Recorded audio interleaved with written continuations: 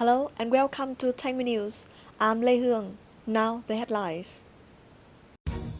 China launches an illegal drilling rig in the waters of Vietnam. Taiwan leaders on official mission to Sweden. Provincial People's Committee works with the Ministry of Industry and Trade in the World Bank. Last week can be considered a turbulent week on the South China Sea after China launched a deep-water drilling rig HD-981 with both escorts in the exclusive economic zone of Vietnam. This awakened a strong opposition voice not only in Vietnam but also the other countries in the region. The action of China's blatancy created a serious stir on the security and safety of navigation in the South China Sea that can cause problems on peace, stability, cooperation, and among the nations. On the 2nd of May, the Haizeng Petroleum Corporation of China placed the HD-981 drilling rig at the location approximately 120 nautical miles to the Vietnam coast. It mobilized about 80 ships to protect the same. In response, Vietnam brought vessels to force China to take the rig of the continental south of Vietnam. But the China ships didn't hit. Instead, they used water cannons to attack and eventually collide with Vietnam fishing boats, causing heavy damage in property and 9 Vietnamese officers wounded. In the course of law enforcement at sea, Vietnam controlled the rampant and brazen actions of China's vessels. Beijing defended his action as perfectly reasonable, lawful, and justified with the reason that they are going to drill in the position near Parasil Islands as they claimed. In fact, however, the Vietnam's Parasil Island was invaded by China in the Bloody War in 1974. On the 8th of May, China held a press conference in Beijing to justify its actions of launching the rig. At the press conference, China again made up a story that Vietnam escalated the tension.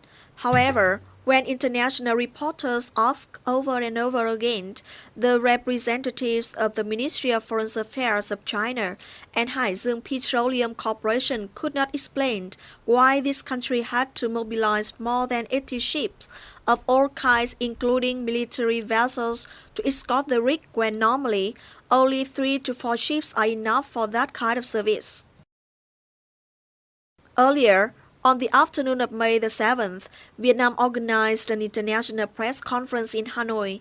Here, representatives of the Ministry of Foreign Affairs, the Vietnam Sea Police Command confirmed that the HD-981 rig and China's vessels illegally settling in Vietnam territory violate Vietnam's waters.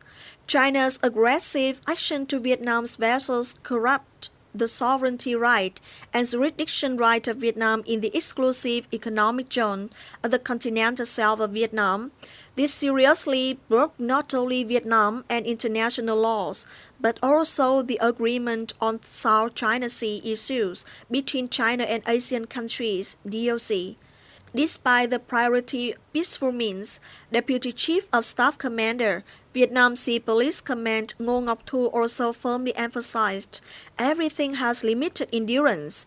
If we are continuously hit, we will have a similar self-defense action to respond.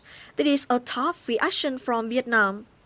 Incidentally, Vietnam received the enthusiastic support of many countries and organizations around the world.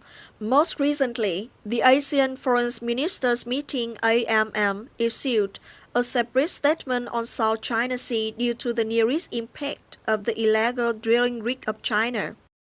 Within the framework of the 24th ASEAN Summit, Prime Minister Nguyễn Tấn Dũng on Sunday officially voiced his objection to China's highly dangerous move, which is directly threatening peace, stability, maritime security, and navigation in the East Sea. Prime Minister Dũng called upon ASEAN countries, other global countries, individuals, and international organizations to continue expressing opposition to China's serious violations and support Vietnam's legitimate requests. He asked ASEAN to strengthen solidarity and reiterate in 6-point principles on the East Sea, while urging China to fully and strictly observe international law.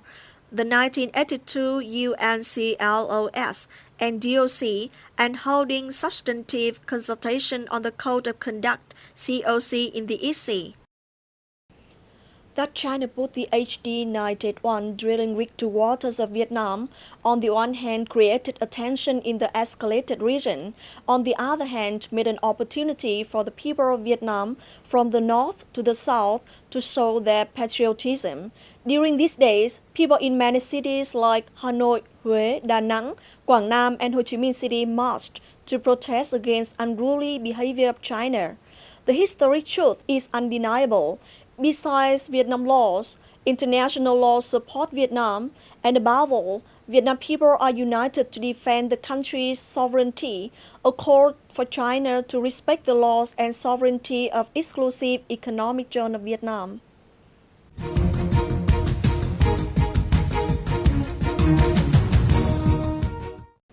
Let's take a look at other news. In the framework of cooperation between Thái Nguyên Province, Vietnam, and Linköping City, Sweden, from the 5th to the 10th of May, Thái Nguyên delegation led by Mr. Nhữ Văn Tâm, the Vice Chairman of Thái Nguyên Province People's Committee, went on a mission to Linköping City, Sweden. The delegation met with the leaders of agencies of Linköping City to find out the mechanism of the project implementation in each locality to apply it to Thái Nguyên projects in the near future. To know more of this, the delegation also made some study tours of the city. Thái Nguyên Province and Linköping City have had a cooperation relation since 2012. The most prominent activity is the signing of the Memorandum of Friendship, which emphasized the cooperation in the field of environmental protection. Both Thái Nguyên and Linköping City will jointly develop a viable project and mobilize funds to implement projects in this field in Thái Nguyên Province. While on this mission, the delegation also took time to visit the Vietnam Embassy in Sweden. At the meeting, the ambassador of Vietnam in Sweden emphasized that Vietnam Embassy is always willing to help the localities, including Thái Nguyên Province, in developing a relationship with Sweden's localities. Currently, the provinces of Thái Nguyên, Da Nang, and An Giang, Vietnam, have direct partnerships with Sweden's localities. On the afternoon of May the 9th, Mr. Dương Ngọc Long, Chairman of Province People's Committee, worked with the delegation of the Ministry of Industry and Trade and the World Bank to prepare the completion reports on the Rural Energy Project 2 and on handling the existing problems before closing the project. At the conference, the delegates listened to the leader of the Department of Trade and Industry and Thái Nguyên Power Company, reporting on the progress of implementing the Rural Energy Project No. 2 and analyzed the current difficulties and advantages in preparation and the implementation and completion of the project. Accordingly, the Rural Energy Project No. 2 was implemented from 2004 to 2012 with 13.1 million Vietnam dong loan from the World Bank to invest in low-voltage network for difficult upland areas in Thái Nguyên Province. The project has great significance for the production and activities of 48 communes, particularly the need for electricity. However, after the project is completed, the problems in completing the procedures to receive disbursement from the World Bank and the payment to contractors to continue to persist. Concluding the meeting, the chairman requested the Ministry of Industry and Trade and the World Bank to support and facilitate existing means to deal with the problems before closing the project. On the 8th of May, Mr. Đặng Viết Thuân, Vice Chairman of Thái Nguyên Province People's Committee and head of the Steering Committee for Flood and Storm of Thái Nguyên, visited and checked the irrigation works in Đại Từ and Phú Lương district before the rainy season. In 2013, the property losses of Thái Nguyên Province due to flood was over 131 billion Vietnam dong. So in preparation for the coming rainy season, the Vice Chairman checked the coal tank dam at Hưng Sơn Town, Đại Từ district. The dam began construction in February 2013 with a total investment of nearly 13 billion Vietnam dong. Once it has become operational, the dam will provide clean water for people and for agriculture production use. The vice chairman also checked a long-mid irrigation lake at Hin Hamlet, Phu Lương district. The lake has an investment of over 2 billion Vietnam đồng with a capacity of over 300,000 cubic meters of water. After inspecting the works, the vice chairman commended the contractor and requested the investor to coordinate with the consultant regularly to check the quality of works. He then urged the contractors and construction units to accelerate the progress implementation plans to ensure work safety and minimize the damage caused by natural calamities. That's all for our program today. Thanks for your watching. Goodbye.